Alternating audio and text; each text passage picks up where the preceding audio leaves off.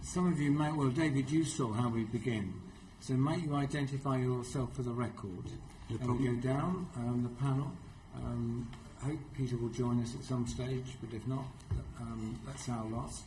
But if we could begin with you, David. Hi, I'm David Dunn from Glasgow. I'm an Uber partner. I'm Faik Khalil from London, and I work with Uber. Mark Ramsden, used to be a courier with Hermes. Great. And Andrew, can I just ask, on the first panel, we managed to get them from who? Who gave us?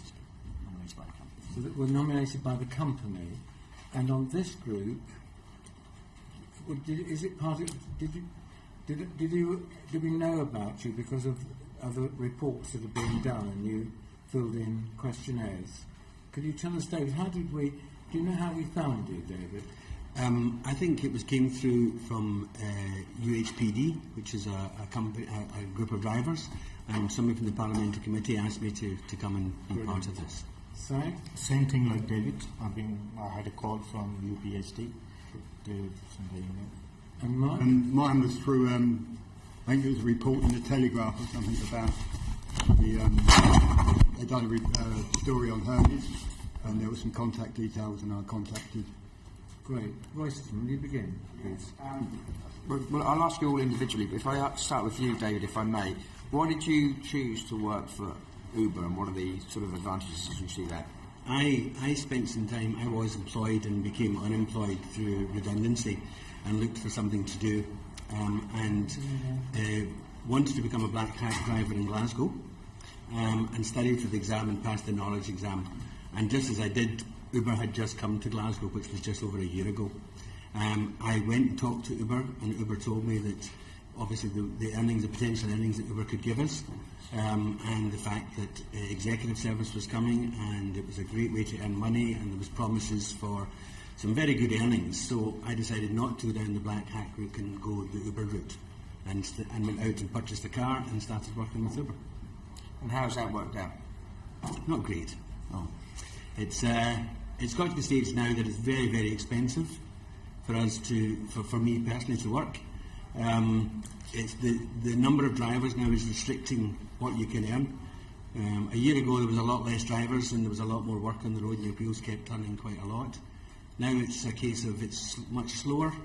There's more drivers out there. You've got to work longer hours to be able to earn what you earned before. Don't get me wrong, I think it's a great platform. It's a super platform for the public. There's no doubt about that. However, for the drivers, it's the cheapest form of transport for the public, so therefore our fares are the cheapest, and it's the most expensive booking service for any driver to use. So it then becomes expensive for us and cheap for the public, and those two don't match very well. That's interesting. So, can I ask you the same question? Why did you start working for Uber? I was a private hire driver before Uber actually launched in the UK. I was a minicab driver, a typical minicab driver who just worked for a minicab companies. I started working as a minicab driver in 2009. Before that, I was the same story. I was redundant, so couldn't find any job. So I thought just becoming a self-employed is going to be a good option for me. But later on, after 6-7 years as a self-employed, I realized it is not. So when I joined Uber, Uber was recently started working in London, so they called me because they were looking for the drivers. So on that time, there wasn't any commission at all. They used to reimburse the commission.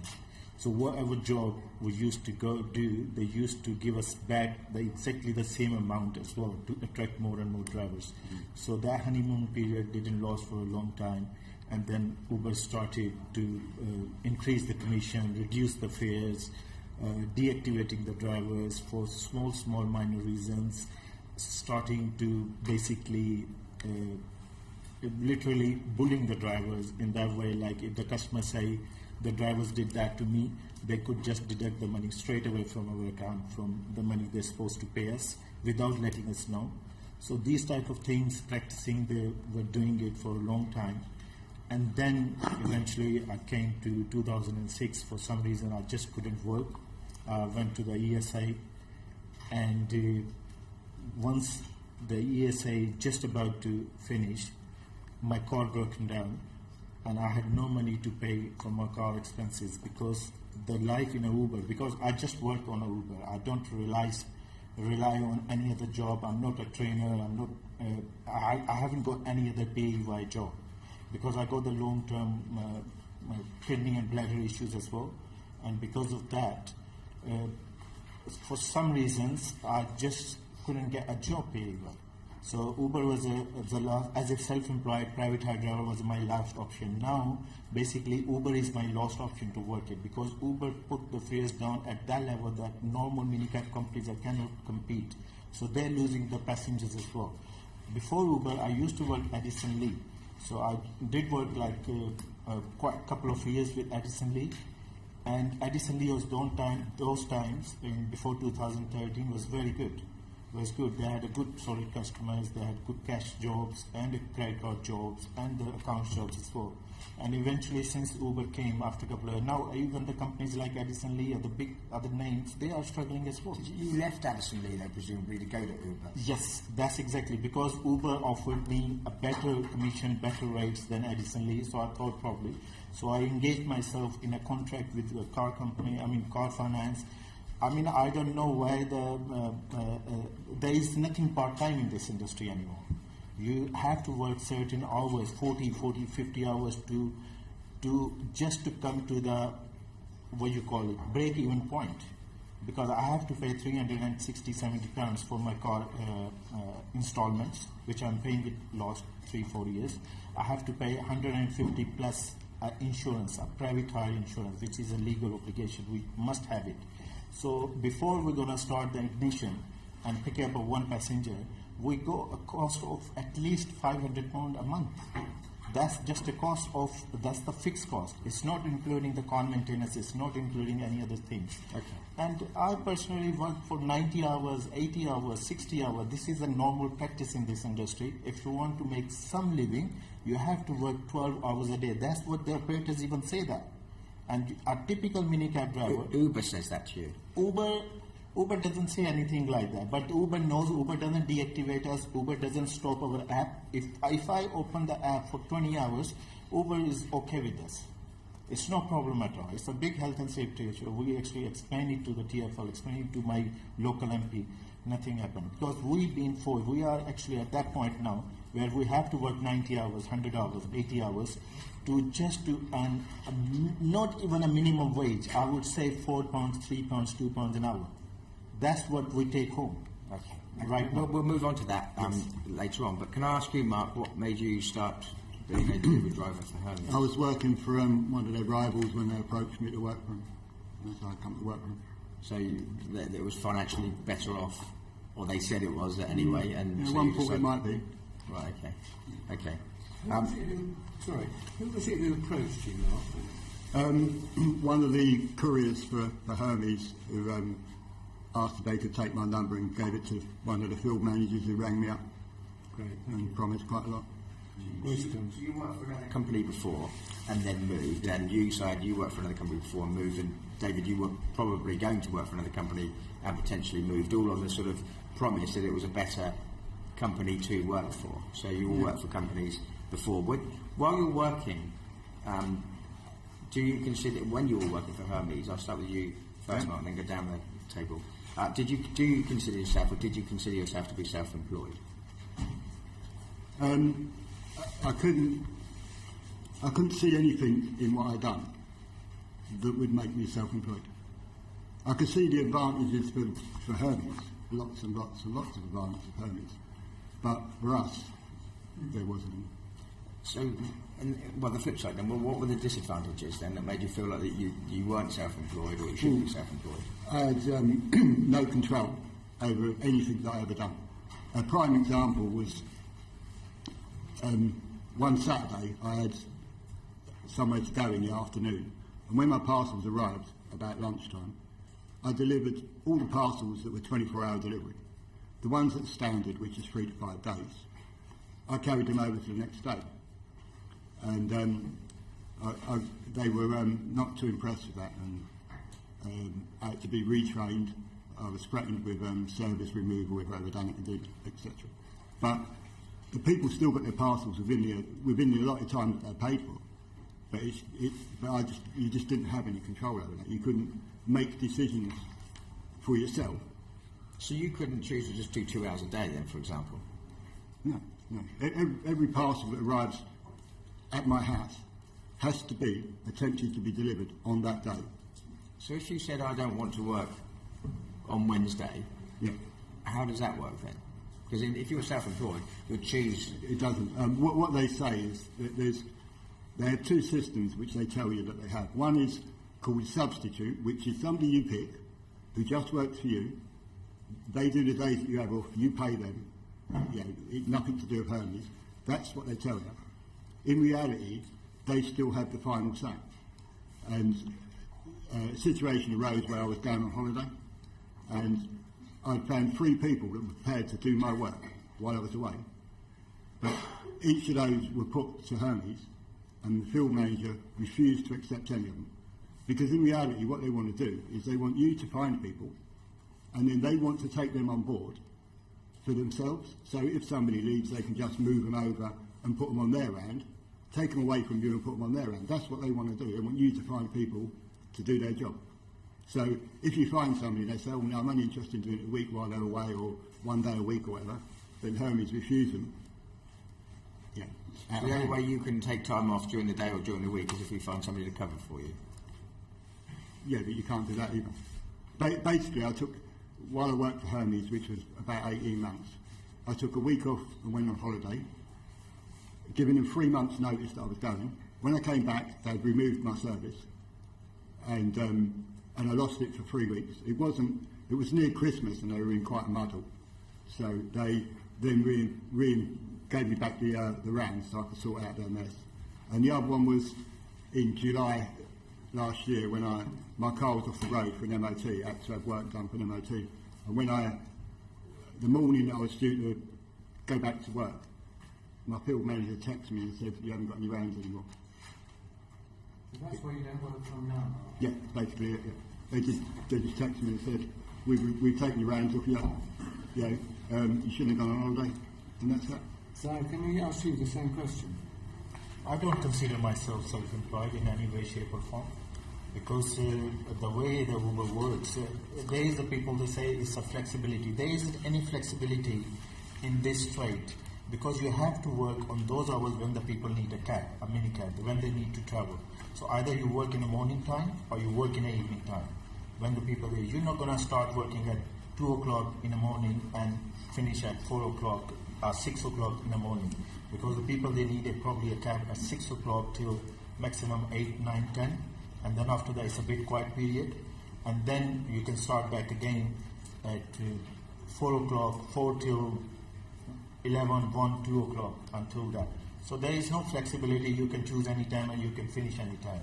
And there, in London area, the most of the jobs is not like I live in Dagenham. I can just stay. I can turn on Uber app and stay in Dagenham. I will get the jobs. I won't get that many jobs over there because this is in the suburbs. So I have to drive through to the town and come to the town to get the jobs. It's not like we'll be lucky enough to get the jobs over there. But Uber hasn't got that many customers in Dagenham or in further down in Essex than in the town. So we have to come at a certain point, at a certain place, at a certain time to get the job. So there isn't any flexibility. So can I just interrupt? Yes. What we heard evidence from the previous session, which was very different from your evidence. Is that because there's 2 tiers of workers in these companies?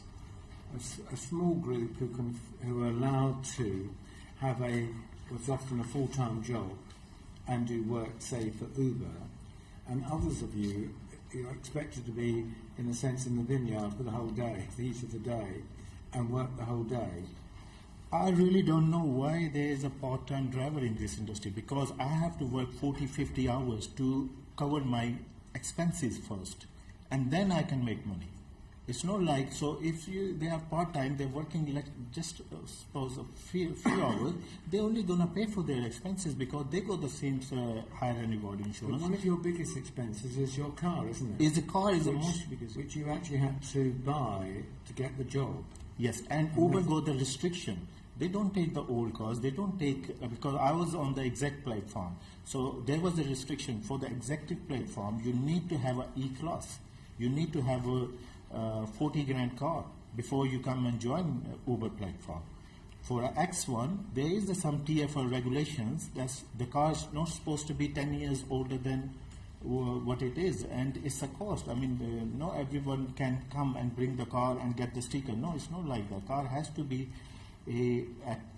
pass the certain test and fitness test, basically. And David, with you? Yeah, I would agree that Question? the point to answer the original question, the second one. The original question that was asked was, what do I feel myself self-employed?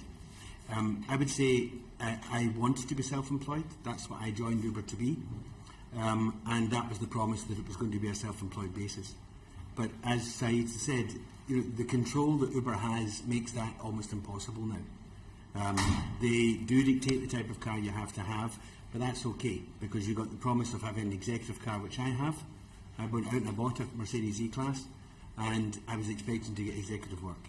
Perhaps 5% of the jobs that are offered from Uber are executive jobs. So I find myself running about with an E-Class doing jobs for £2.25. And that's unheard of. I mean, black hacks charge £6 and £7 for the first two, for that, and they can make money. We've got insurance we've got to pay. We've got all these things we've got to do.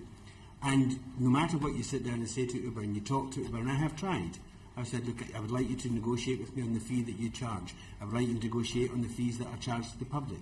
We don't need to be as cheap as this. We want to charge more. They refuse to do it. They won't talk to you. They won't allow you to talk.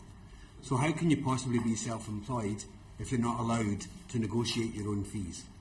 I can't, if I refuse a job, if I look and a ping comes up and it says it's 13 miles to go and get that job or 13 minutes to go and get that job and I refuse it, if I refuse that 3 times, they switch me off.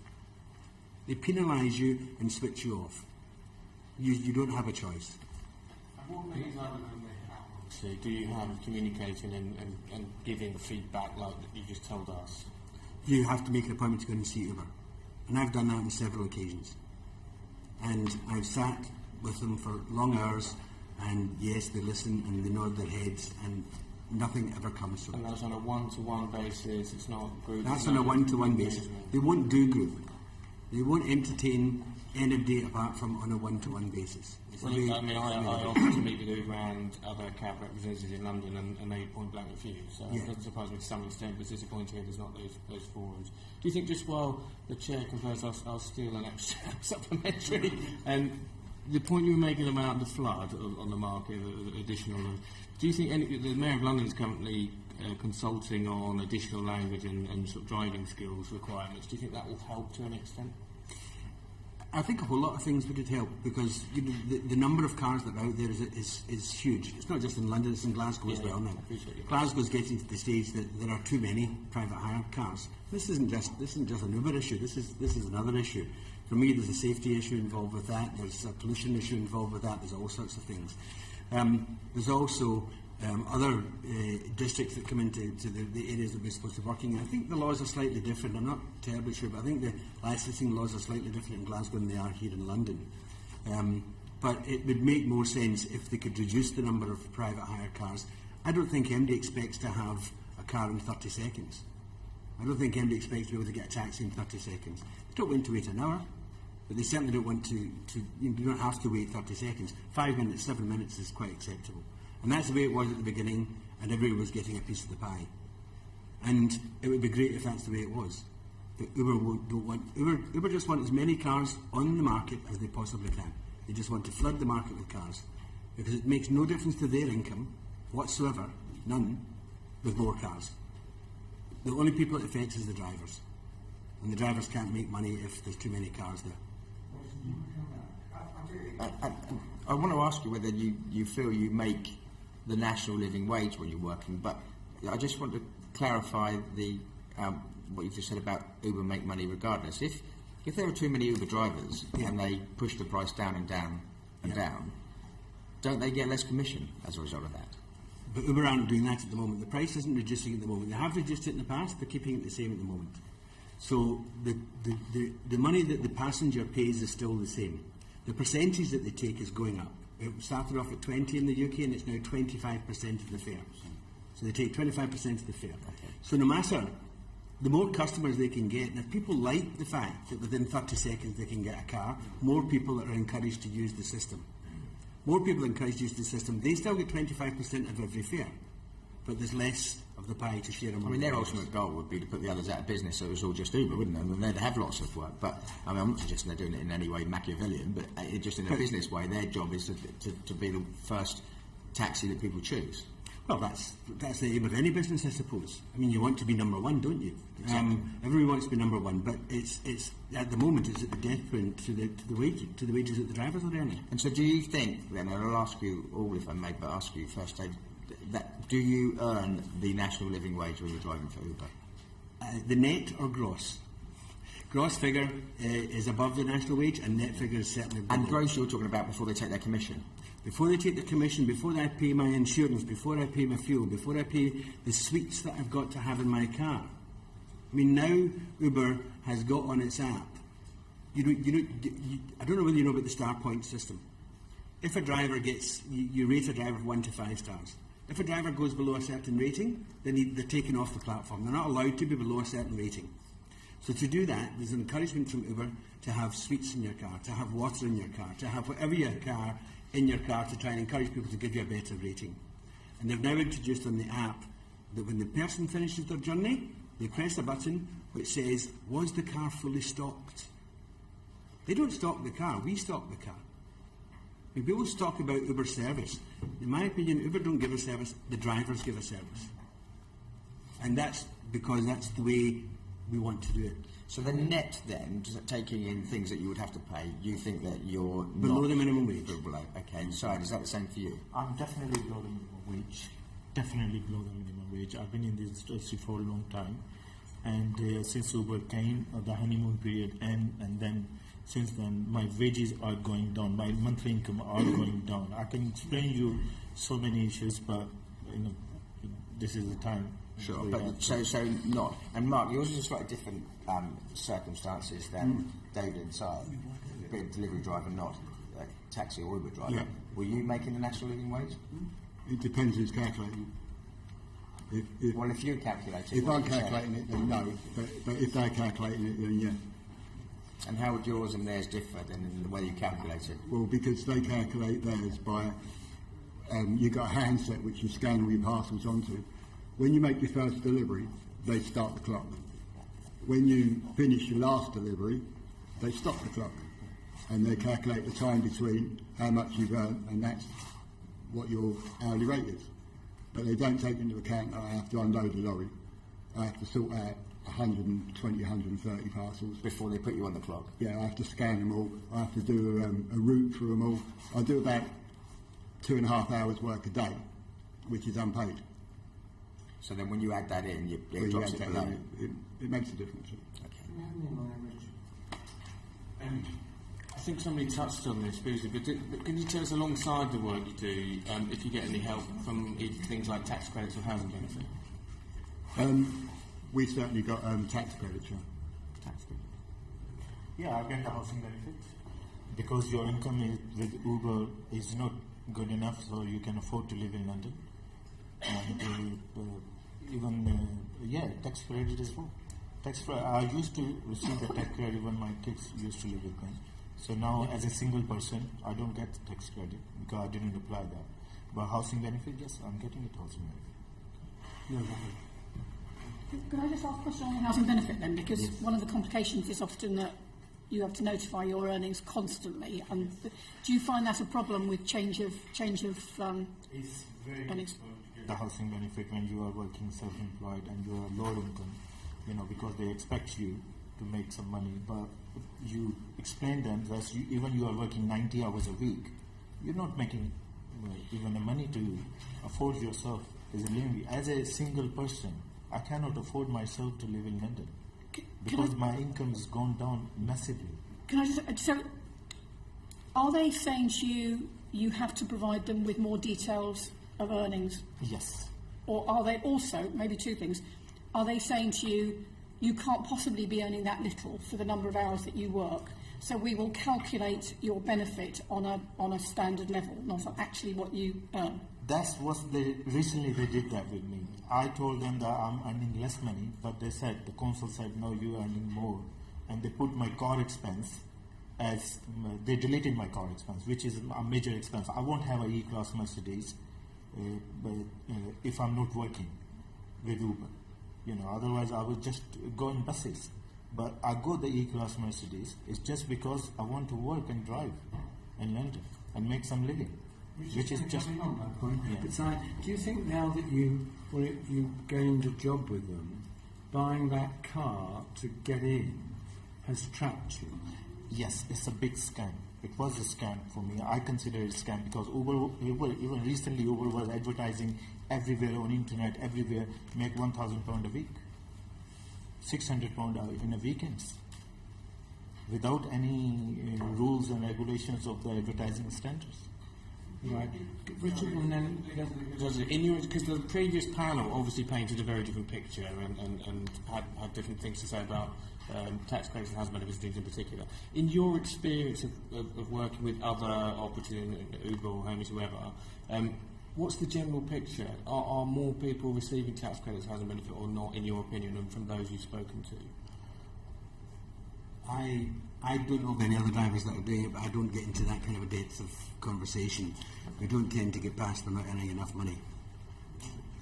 In my surrounding, because I'm a typical minicab driver, a private hire driver in London, and in my surrounding, the majority of the people are relying on a tax credit, child benefit, housing benefits, because of these type of deregulations of private hire industry, where the companies like Uber and Edison Lee and all those operators are in free hand to do whatever they want to do with the drivers. They need unrestricted supply, they need maximum number of drivers. The only reason is that if you're not happy, switch it off. You're right, do something else. Mark and then Richard on that very point. I have no idea whether other people are getting tax credits. It's a bit of an isolated industry, mine, really. I mean, you don't really... I mean, I see the other careers, but not enough to discuss the financial side of it. Richard. And I'm sorry I was at something else on welfare and missed the opening bits of your statements, but just listening to you both, David and Si, I mean, you're both clearly capable, articulate guys with lots to offer, all sorts of different businesses. I can't help finding myself thinking, Si, aren't you in a position to set up your own business, providing executive travel for a number of local companies and their key customers and so on, so that you've got the independence that you clearly treasure and greater control over your earnings and all the rest of it? Isn't there a different business opportunity for you in all of this? And then we'll come to David. As a private hire driver, this is one of the conditions in our license when the TfL give it to us, that we cannot advertise ourselves. We have to have worked with companies like Uber or operators like Edison Lee or any other high street normal minicab office. So this is a very clear-cut condition on our license as a private hire driver. That we cannot accept bookings, we cannot take bookings, and we cannot do private jobs. We have to, the jobs has come through the operators. So this is a very clear point. So TfL restricted us not to work your own. We have to work through the operators. Right. It could be Uber, it could be Edison Lee. And are all the operators the same? I mean, have you tried working with Edison Lee, for example? I've worked with Edison Lee. It's almost the same situation. It's cash 2020. You cannot make a massive amount of money. You can hardly live a life. Right. But Edison Lee got some control on driving hours. Like they don't allow you for 16 hours, 18 hours. They switch you off. And that sort of security, more security as a driver. So we do actually understand sort of this almost employment trap. So far you've explained two factors to us. One is that you're required to gain a certain sort of car.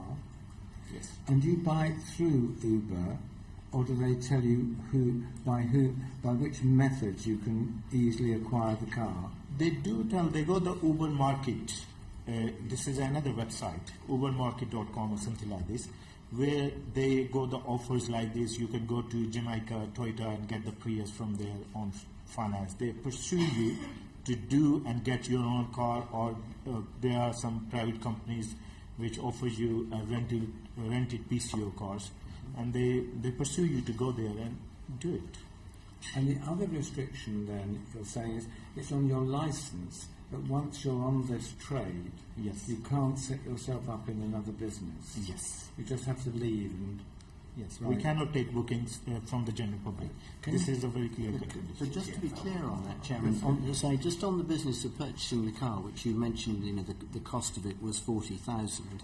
I mean, presumably most people, when they're buying cars like this, are doing this business of paying part up front for a period of time and then deciding whether to pay for the whole car or sell it back and so on. You're not actually paying a huge lump sum up front for this, are you? Yes, not lump sum up front, No. because my credit scoring wasn't good Yeah. enough, so I ended up car giant. Yeah. And obviously the prices are quite expensive.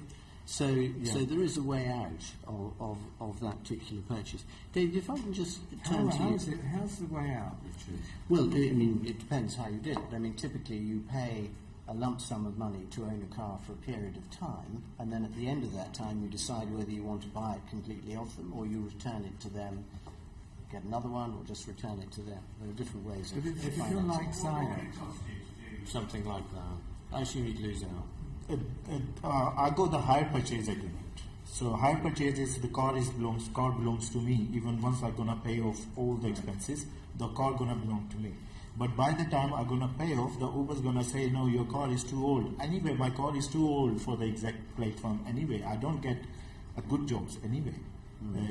Because as the David said earlier, they give jobs to the new drivers with the new cars, the good jobs, because they are on the higher commission, and I'm as a old driver, I'm on the lower commission. Even I'm paying 27% as an exec, not the other 25%. restriction on your side is restriction on your licence. Yeah, the main restriction is on our license. As a private hire driver, we cannot take Which is not bookings. imposed by Uber, is it? It's imposed not. by the licensing or something. It's with the TPH. About taking extra jobs while you still work for Uber. No, You're sure. suggesting I you think set you're up not on your doing own. No, Yeah. sure. Then I have to find out another operator, and those operators,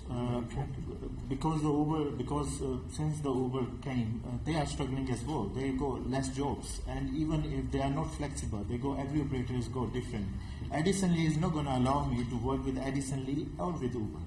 If you come to join Edison Lee, you have to work with Edison Lee. You have to have their car, not even your own car. You need to use their own car. So, Yeah, in answer to your question, I purchased my own car outright. It came from a fund which I had available because, I don't know whether you were here when I started off by saying I was going to be a black taxi driver. And I made the decision to spend that money on an executive car because of the promise that Uber brought. So to then say that I can then go out and start my own business, it has to be a taxi business. And to start up a taxi business it's a very slow process. Uber came to the market very quickly because they're a worldwide company and they have the customers behind them to start with. You've got to build that. And if I could do it, I would. Yeah. It would take a long time. Yeah, no, I quite understand it. But what interests me is that, I mean, listening to you both, the impression given is that, this is a business in which it's virtually impossible to earn any money at all.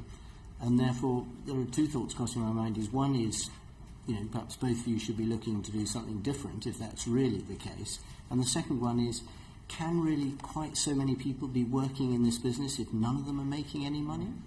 Okay. To answer your question as best I can, when I've spent £37,000, £40,000 as an initial outlay, what am I supposed to do with that? If I want to go and do something else, I'll just say, okay, that's a mistake, sorry. Or because I made an investment into this business on the promise that I was going to earn some good money. I decided this was a self-employment I wanted to have. But was it a promise, or was it one of these things in the back pages of a newspaper you sometimes see saying, invest in this and you might make lots? Uber say you can earn this money. Uber tell you this is what you can earn. You can. You can earn this money. You can make lots of money with it. And it doesn't transpire. And now we have to sit and do between 60 and 70 hours a week. And I don't even get the executive jobs that I'm supposed to get. The promise of executive jobs were there. That's why you buy the more expensive car. I could have spent less and bought a Skoda and it would have been easier for me to come out of the business. But I decided that executive was going to be a thing in Glasgow. It was going to be fantastic. and that was the way to go. So your real, if I get this right, David, your real frustration is that you feel you were promised something. My real frustration is that Uber don't allow me to be truly self-employed and set my own agenda as far as fares are concerned and fees are concerned with Uber. Uber don't allow us to negotiate with them in any form or fashion. It's their way or the highway. But you are, but they treat you as self-employed, though, don't they? They treat you. They tell you you're self-employed. But did you start off really imagining that you'd be able to set your own fares? Was that a realistic expectation? No, the expectation was that the £1,000 a week would be earned.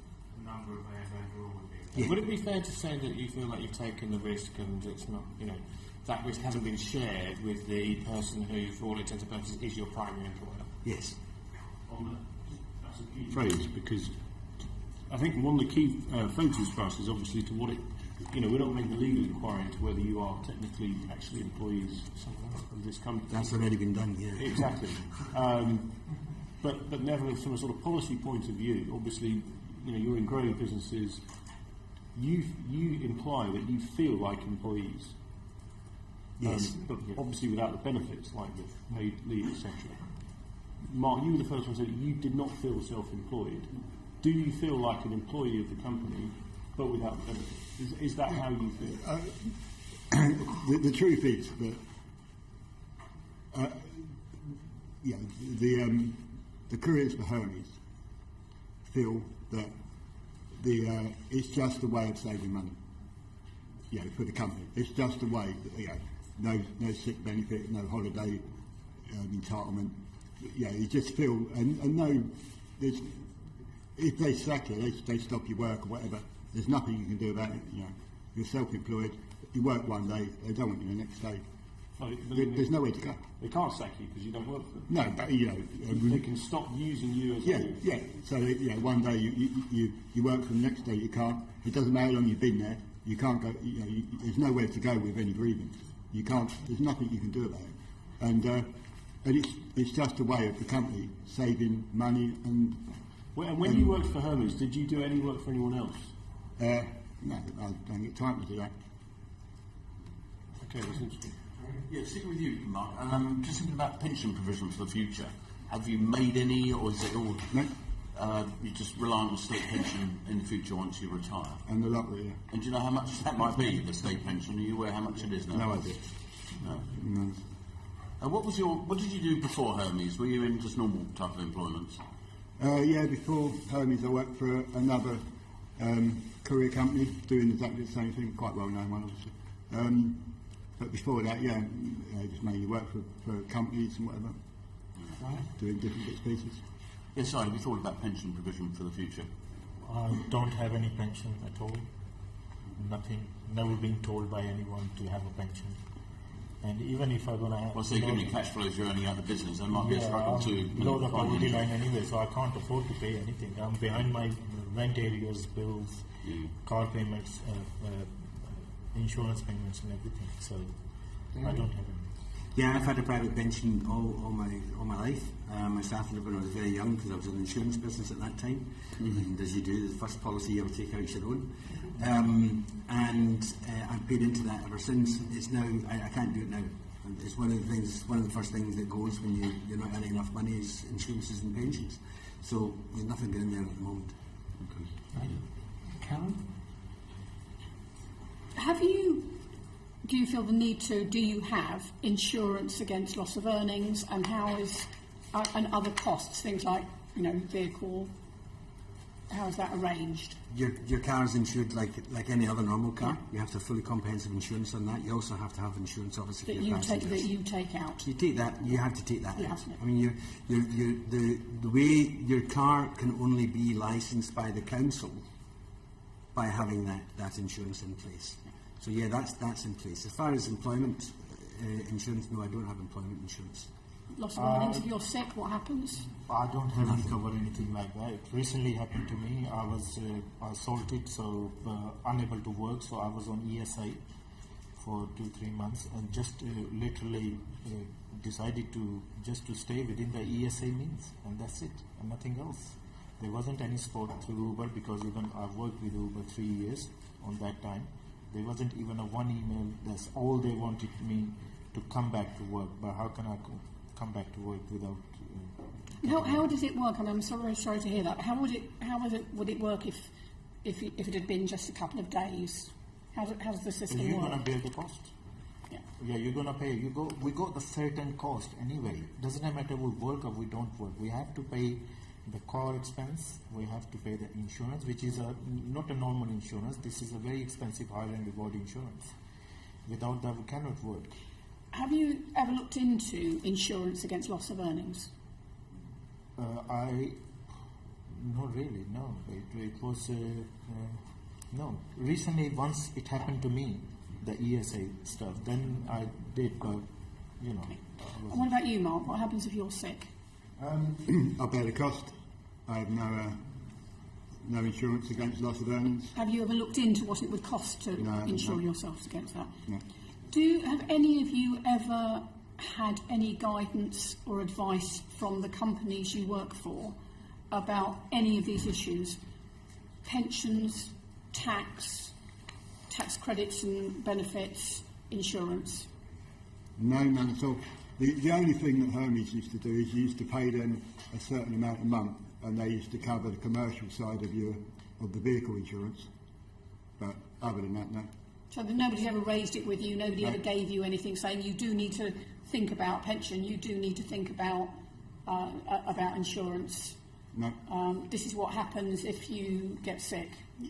Yeah, I mean, from Hermes' point of view, it works quite quick. You know, I mean, you speak to them one day, you're working the next.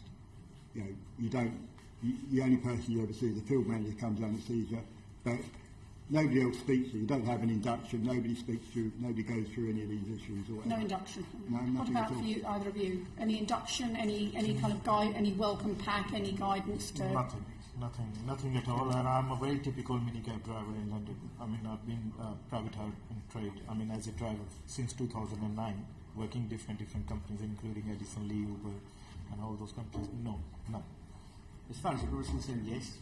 I was asked into their office and given a wee bit of information about the company, promised the things I was promised, and said, right, here's the documentation you need, and if you need assistance with buying a car, we'll get it for you. If you need assistance with getting your license, because I was a new taxi driver, we can assist with that. So yeah, that went on for me to a certain extent, but there was no chat about tax or whatever. But the introduction to the company was there, definitely. Really good, thank you. Taught us with the first panel how complex the job market is. I'm grateful to you very much for travelling here today. Thank you very, very much. Thank you.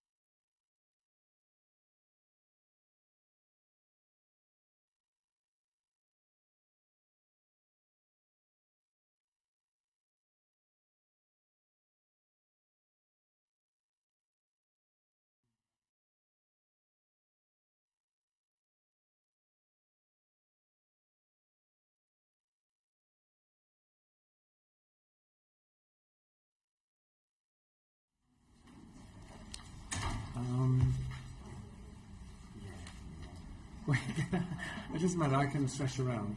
But no, I know you are. That's perfectly right. If it works for you, that's great.